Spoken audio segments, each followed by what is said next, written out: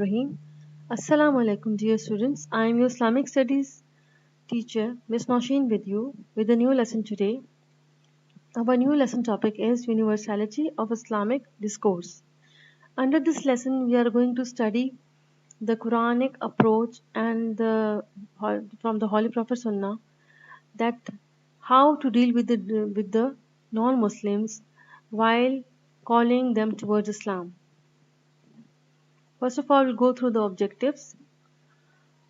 By the end of the lesson, you will be able to know the meaning of prescribed verses of Imran, Surah Al Imran, verses 64 to 68. You will be able to acknowledge the universality of concept of monotheism. You will be able to learn the approach that the Holy Quran followed and discussed and presented while discussing the people of the scripture. You will be able to explain why the Holy Quran denied the claim of Jews and Christians about Abraham, peace be upon him, and what strategy Allah Almighty adopted in that denial that we should follow. By the end of the lesson, you will be able to explain the importance of scientific approach. We should adopt a scientific approach in refuting some of the false claim made by the believers of other religions. You will be able to realize the dangers of arguing without knowledge and engaging in debate without knowledge with others, and you will be able to strive to follow the sunnah of the Holy Prophet in calling towards Allah Almighty. So first of all, we'll see about Islamic approach in speaking with others. What are the rules that we should follow while we are engaging in a debate and discussion with other religions and believers of the other religions? We should which the discussion and the debate or the call towards Islam, towards Allah Almighty should be based on mutual respect and honor. We should be without any bigotry and prejudice, because Allah does not like arrogance and arrogant people who speak in terms of their own superiority and from not understanding the religion basis of the religion, that is being humble and calling towards it with the best approach without bigotry and prejudice, because a biased and prejudiced person loses objectivity. Then we should be able to uh, set forth our claims with wisdom and reasoning. We should engage and debate with wisdom and reasoning, and we should also prove our claims with scientific approach. We should adopt scientific approach while proving our claims, and we should be able to assess the addressed level of understanding. And it is prohibited in Islam to engage in debate without having all of the knowledge or proper knowledge regarding the subject. Okay, so these are some verses taken from Surah Al Imran from 64 to 68. We'll study these verses and then I'll explain to you. First of all, in the concept of monotheism, I'll just explain the first verse to you. Then, with the other things, other verses, the rest of the verses, I will discuss later in the later chapter. So let's just go through the translation first. Say, O people of the scripture, come to a word that is equitable between us and you, that we will not worship except Allah, and not associate anything with Him, and not take one another as lords instead of Allah. But if they turn away, then say, bear witness that we are Muslims submitting to Him. In verse number 64 of Surah Al Imran, Allah clearly stated that ordered the Prophet Muhammad, peace be upon him, that, O people of the scripture, say to the people of the scripture, come to a word that is equitable between us. Come to a common word between us, that is, that we will not worship except Allah Almighty, and not associate anything with Him, that there is only one and only God who created us, and we will only worship the one and only God, and we will not associate anything with Him, and not take one another as Lord instead of Allah. And what Allah He is commanding us we only obey Allah Almighty and not take each other as lords and neglect Allah's command and obey each other. But if they turn away, then say, bear witness that we are Muslim. That if they do not accept this, that say that we have nothing to do with you. We are submitting Muslims. We are the abds. We are the slaves of Allah Almighty. Then in later verses, so just we will go through the translation. O people of the scripture, why do you ask about Abraham while the Torah and the Gospel were not revealed until after him? Then will you not reason? Here you are, those who have argued about what of which you have some knowledge. But why do you have about that of you have no knowledge? And Allah knows while you know not. Abraham was neither a Jew nor a Christian, but he was one inclining toward truth, a Muslim submitting to Allah. And he was not of the polytheists. Indeed, the most worthy of Abraham among the people are those who followed him, and this prophet, and those who believe in his message. And Allah is the ally of the believers. So, first of all, there are some points of wisdom that Allah uh, pointed towards, and asked us to adopt as well, that we can learn from these verses. Call towards the way of Allah Almighty with wisdom. And we'll discuss, first of all, we'll see, and we'll gradually, step by step, discuss these verses. First of all, the verse talked about the monotheism and its universality. Allah Almighty in those verses which I recited, verse number 64, talked about calling an ordered holy prophet to call all the believers of other religions, that pointing towards the fact that each and every prophet were sent to the world on the to guide humanity towards monotheism, that there is no deity worthy of worship except Allah Almighty, the creator of the universe, and they should not associate any partners with him.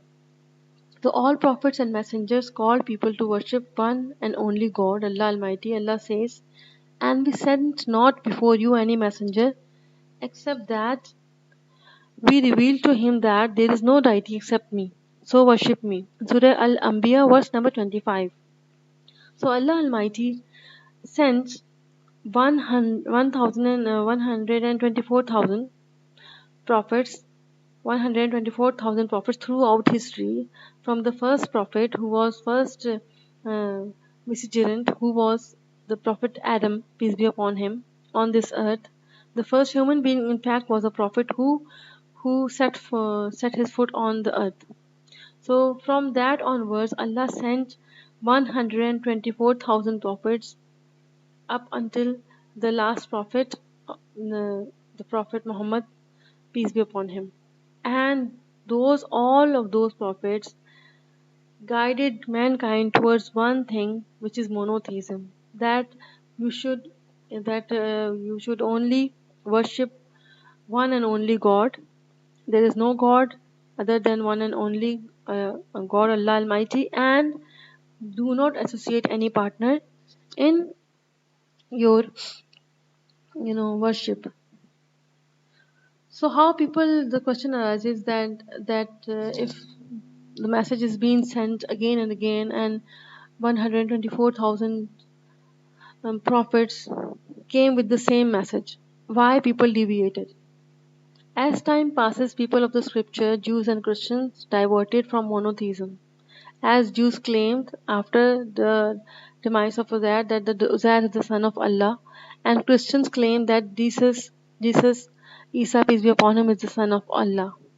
Therefore, Allah Almighty directed the word in these holy verses of the Messenger, peace be upon him, to call them to unite in the name of justice and righteousness, which is to worship only one and true God, Allah Almighty, and avoid polytheism. Polytheism means believing in many gods, worshipping any deities other than Allah.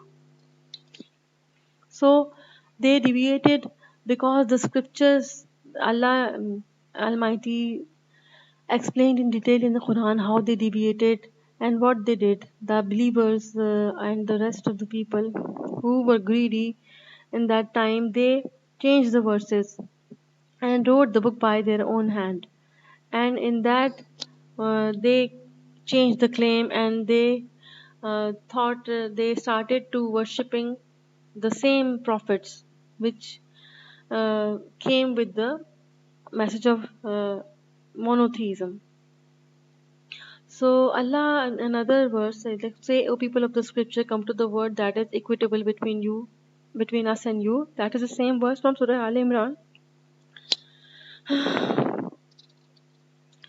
That come to the single and common word between us and you, which is that there is no Lord except Allah Almighty, and we should only worship Him. He is the worthy of worship, and without when we should not associate any partner with Him. So, and then one point another is that in the end Allah pointed out that if they turn away, if they do not accept that, bear witness that we are Muslim, that you you should keep them, or you should keep them uh, away from you, and you should say that by saying that we are Muslims, we have nothing to do with you. You have your own religion and we have our own religion. So this is the thing that Allah calls humanity towards monotheism, that I am the only one and only creator of the universe, and I should be worshipped. And for the same message, He sent 124,000 prophets. Islam calls for reasoning and scientific approach in discussions. So we will look in the rest of the verses of Surah Al Imran. Islam approach in talking with others is characterized by using a convincing scientific evidences and clear reasonable proofs. For some, when the Christian of Najran and Jews rabbis disputed, for example, they were Christian of Najran and Jews rabbis, they disputed about Abraham, peace be upon him, or Ibrahim. Jews said that Ibrahim is a Jew, and Christians said that Ibrahim is Christian. And both of them claimed that Ibrahim embraced this religion. This fact has been mentioned by Allah Almighty in the verse of the Surah Al Imran, verse number 65 and onwards, that Quran denied their claims by saying that, O people of the scripture, Jews and Christians, why do you dispute about Abraham, while the Torah and the Injil were not revealed until after him? Have you not then no sense?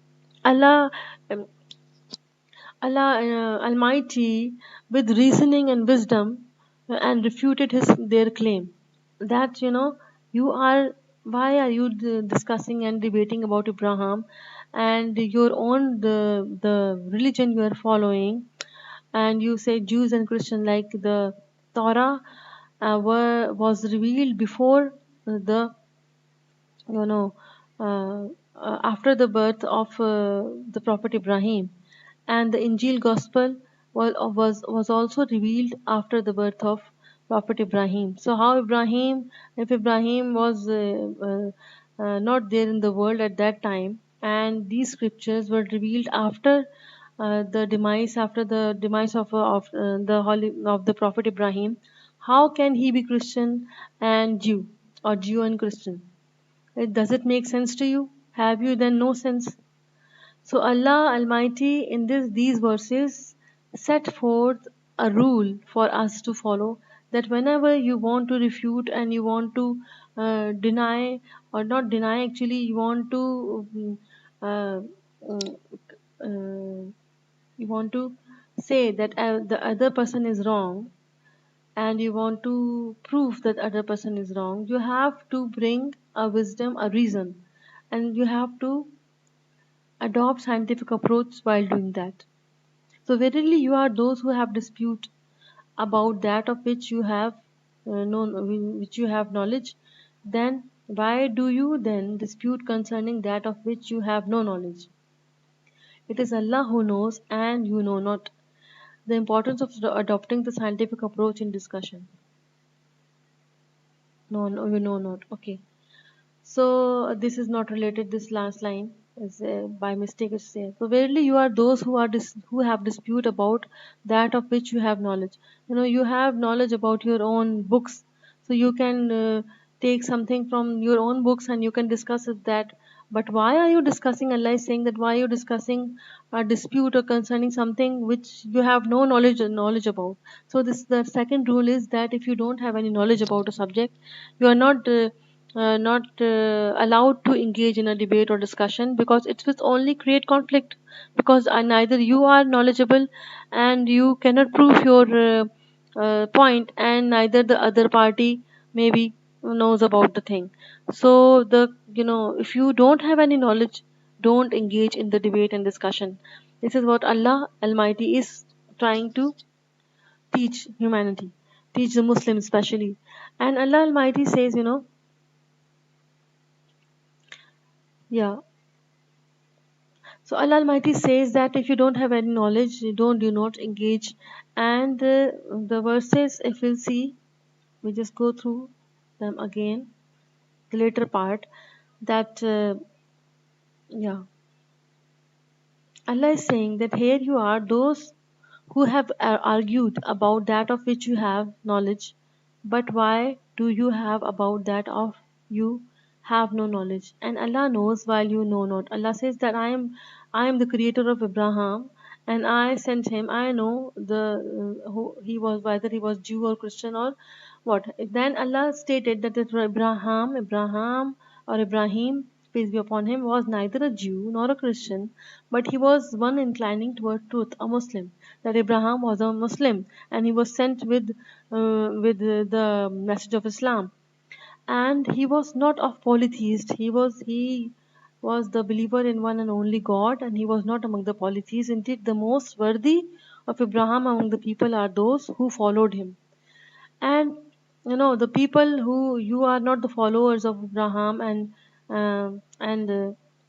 then the people who are worthy of debating or discussing Abraham is the one who are Muslims, who follow the teachings of Abraham, peace be upon him. And this prophet and those who believe in his message, and Allah is the ally of the believers. And Allah is the ally of the believers. Allah only is with the believers. So Allah is saying here that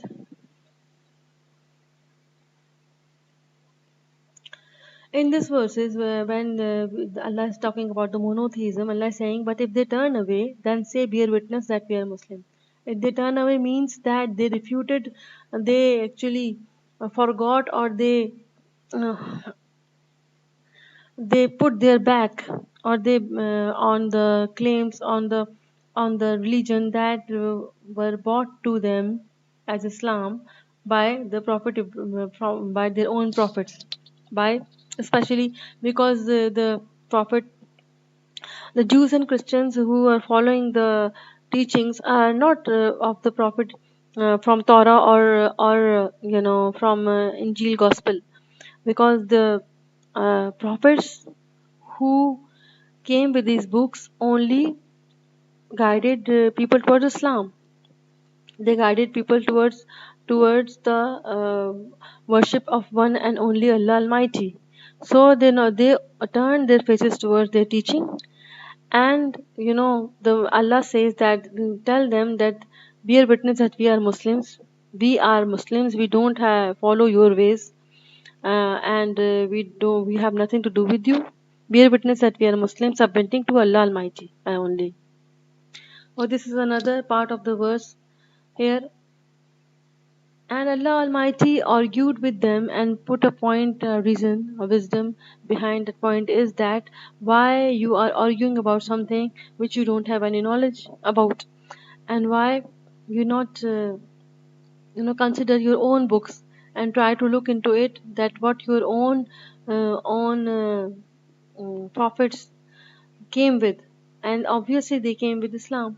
So you have neglected Islam, and you have neglected the teaching of your own prophets, and instead you are debating about a prophet which is prior to your prophets, and a prophet who is Muslim, who was Muslim, and who came with the message of Islam. So That is how Allah refuted their claim. Islam prohibited arguing without knowledge. Moreover, the Quran denies those who argue without having any knowledge, such as those people of scriptures who disputed Ibrahim without having any knowledge. It would have been better for them if they argued about what they knew of their own books, which was sent along with their messengers, that contained prohibitions and commands and the guidance towards Allah Almighty, and then they see it with their eyes. The truth will be proven to them. If they are the men of understanding, they should have seen their own books, that it is written in them that there is no God except Allah Almighty, and they would have followed the path of guidance and stop associating partners and changing their religion other than Islam. Prophet Ibrahim, peace be upon him, what Allah described about Prophet Ibrahim, he is the father of the Prophet whom Allah chose to deliver his message and made him the leader of the people. Allah says that verily I am going to make you an imam, a leader, a man of mankind, to follow you. You know, mankind will follow you. And Allah took Ibrahim for a friend. Allah said Khalilullah was the title that was given to the Prophet Ibrahim. Ibrahim. In English, they say Abraham. And Allah did not take Ibrahim or Abraham as a Khalil, as close friend. In Surah An-Nisa, verse number 125, Allah is saying, and He honored him by, Allah did take Ibrahim as a Khalil, a close friend, and He honored him by saving him from the fire that His people threw him in. Allah said. That was an incident that happened with the Prophet Ibrahim, that Namrud was the king at that time, and when he was presented with the monotheism, that believe in Allah Almighty and stop worshipping other gods than Allah Almighty. He created a very big fire. He accumulated wood from all over the country and created a very big fire for him, and in which the Prophet Ibrahim was thrown from far away on in this fire, and he built a very high building, or a what to say, tower, to witness this, that Ibrahim, peace be upon him, will burn in that fire. But Allah said that, and he honored him by saving him from the fire that his people threw him in. Then the Prophet Ibrahim supplicated to Allah Almighty, and that fire became the bed of roses for him, and a garden for him, of roses, full of roses. Allah said, "O fire, be you coolness and safety for Ibrahim." You know, that become a safety, a place of safety for Ibrahim. And Surah Al-Anbiya, verse number 69. Allah chose him to be one of the possessor of the divine, message, and they are Noah, Ibrahim, Moses, Jesus, and Muhammad, peace be upon him. And Allah honored him by letting him raise the foundation of Kaaba. These all prophets which came continued the same message, and they are the inheritors of each other. Either up until the Muhammad, peace be upon him, they inherited the prophethood by one, raised the foundation of Kaaba. Almighty, the present Kaaba is made by the Prophet Ibrahim, peace be upon him, and while he was making, building the walls of Kaaba. This is also explained in the Surah Baqarah, verse number 127, that Allah said, "And remember when Ibrahim and his son Ismail were raising the foundation of the house, the Kaaba at Makkah, saying, Our Lord, accept this from us, service from us. Verily, you are the all hearer and all knower." Well, this is Allah saying that, and there's a whole story of the Prophet Ibrahim mentioned in the Holy Quran, which is about how Allah tested the faith of Ibrahim, Prophet Ibrahim, peace be upon him, and he proved himself as as a true believer, and he's a Muslim, a true Muslim and true believer. So Muslims should follow in the end, as we belong to the ummah of the Prophet sallallahu alaihi wasallam, peace be upon him. Muslims should follow the messenger in conversing with others. The holy verses elucidate that Muslims should follow the messenger in conversing with others in calm manner, without any bigotry, avoiding insult and humiliation or humiliating others, and to listen to their opinion. Here are some of the things that we need to consider while the Prophet used to call towards Islam. The Prophet said, they says the Holy Prophet said, the dearest and nearest among you to me on the day of resurrection will be the one who is the best of you in manners, and the most abhorrent among you to me, and the farthest of you from me will be the pompous, the garrulous, the garrulous. The companion asked him, O Messenger of Allah, we know about the pompous and garrulous, but we do not know. And Prophet further said that, and al mutafahiqun, and they asked that, well, what is al mutafahiqun? Who are al mutafahiqun? He replied, the arrogant people. The arrogant people who are severely arrogant in their approach. This hadith lays emphasis on, establishing or, calling in a polite, polished way and behavior. It teaches us to refrain from unnecessary insecurities, insincere talk intended to influence others, and where the people try to assert superiority over them, and to talk less in a simple words with good examples, with simple examples. Prophet Muhammad, you know, adopted and called towards people towards Islam in a best way, where he uh, was someone who understood the importance of communication with people. Prophet took into account the characteristics of the society. He used to understand and take care of individual characters and background and their level of understanding. Used to use various communication methods, used to give simple examples from the world, like when they were simple people, and to make them understand well. And animals, he used to give, like most of the time he used to give the example of camels, and the dates are very common in Arabia, so he used to give examples of dates also. And when go to Christians, he talk about whenever he visited a Christian community, and he wanted his message to be listened to. He first of all he recited the verses regarding the Prophet Jesus alayhi salam, peace be upon him, in and Surah Maryam. And when the people, upon hearing these verses coming from the Holy Prophet, the people started to listening, used to start to listen to the Prophet, and then afterwards he presents his own message of Islam. So likewise he uh, dealt with people according to their, with reason and wisdom, and according to their level of understanding. First of all, when he presented the Islamic message, he identified himself as a source. He said that I am just a messenger, the one who transmit guidance to the right way, towards Allah Almighty. I have been sent to perfect morals of you.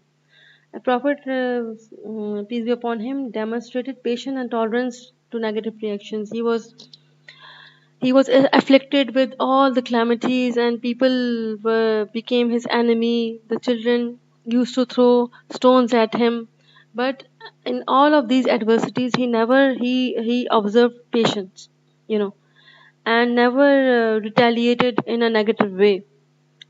And and he used to establish communication with people at every opportunity he finds to uh, to actually communicate with them. There was a Jew child who used to serve Prophet, peace be upon him, and when this child became sick, the Prophet, peace be upon him, went to his house to uh, uh, to uh, to pay a visit to him, and he asked the child that I want you to accept Islam. The child looked at his father, and his father nodded and yes, and that he uh, uh, recited the kalma and recited the shahada.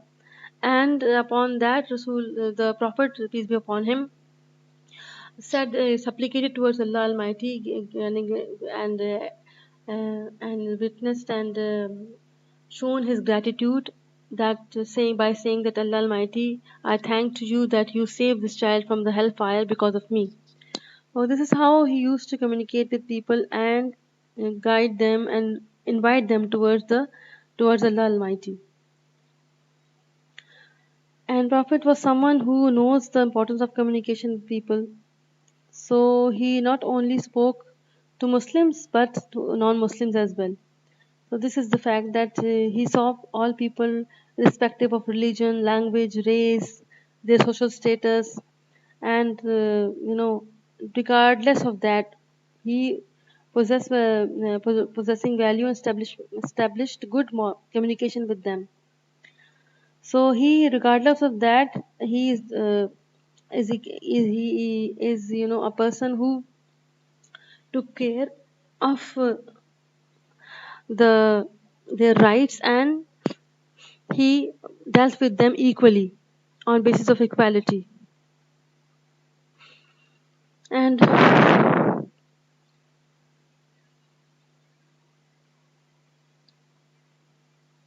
there was an incident specifically that Shumama was a companion that this of the Holy Prophet, but this story is related to his how he accepted Islam. And what happened that in Makkah, where the Prophet invited him to Islam, he was a severe enemy of Islam. He responded that, if you make this suggestion one more time, I will kill you. He was a person who was so full of enmity that another time he wanted to kill the envoy sent by the Prophet. A troop of Islamic soldiers captured him and brought him to Makkah. The soldiers had not recognized him, but the Prophet did recognize him. And immediately he recognized him and tied him to a pillar in the mosque and requested that he will be treated with respect. In the masjid, at the beginning and the end of the prayers, the Prophet would go up to him and offer Islam to him. And that, accept Islam. So Mama just answered, if you are going to kill me, you will be killing a murderer who has split blood. If you want, to take revenge, I will give you what you desire. Prophet Muhammad, peace be upon him, did not answer him any of the any time, or and did not answer him at all, but just used to walk away. So Mama saw that what was going in the mosque and what kind of religion Islam was. 3 days later, when he received the same answer, Prophet Muhammad, peace be upon him, requested that Sumama to set free without any ransom. So Mama was impressed by this behavior, and when he had been set free, he left the mosque, and after cleaning himself and after taking a bath, shower, he came again to the Holy Prophet and informed him that he had been Muslim, and said, until now you were the most disgusting man in the world. Now I admire you more than anyone else. You see how his point of view was changed by the conduct and the good behavior of the Holy Prophet, where he communicated and where he did not respond to his threats and to his bad words with the with the anger or with the retaliation, something like that. He never did something like that. Another incident was that when he used to you know uh, call people towards Islam, and someone comes and say bad words to him, he used to be patient and did not reply with the anger and retaliation, and he used to be a good listener while someone came with the problem and anything. And first of all, he wanted to address to their human needs and emotions. There's an incident, then some companions said that we are poor and we don't have enough money, but we when see the rich people, they enjoy the wealth, and they pray like us, they fast like us, but they give more charity. and because we have less money we feel inferior in that we cannot give more. So Rasulullah, the Prophet, replied to them that, whenever you say la ilaha illallah and whenever you praise Allah with the askar, with different, you get the same reward from Allah Almighty that they get. Oh, this is how the messenger, addressed their concern and addressed their, you know uh, the quest or their inferiority while they were feeling humiliated and, were feeling inferior and below somebody, and how humiliated, uplifted, how the Prophet uplifted their spirits. Oh, this is the way the Holy Prophet spread Islam and dealt with the people generally. So, messenger in conversing with others in used to observe and used to do in it the conversation in calm manner without bigotry, and he used to avoid insulting, humiliating others. I listen to others' opinion. Muslims should follow the scientific approach that is based upon evidences and strong proofs, and avoid arguing without having any knowledge or evidences to make it convincing, and it is a path to respect and to persuade others. So we have in depth discussed how the Prophet, peace be upon him, used to invite people towards Islam with the best of conduct, with best of his behavior, with understanding, with presenting them with simple examples, and by wisdom. When he used to go to the Christians, he used to first praise about the Jesus, peace be upon him, that what Islam presented about Jesus, peace be upon him. He used to tell those verses and tell those chapters that Jesus, peace be upon him, is a prophet of Islam, and we held him in high regard. And then when people started to listen to his message, he used to convey his message. Like these are the points of wisdom and reasoning and good behavior that we can learn from the Sunnah of the Holy Prophet. I hope you enjoyed the lesson. I will be with the next lesson soon, and there are only 2 lessons left until we finish the whole book, and then we will do the revision. Thank you for being with me.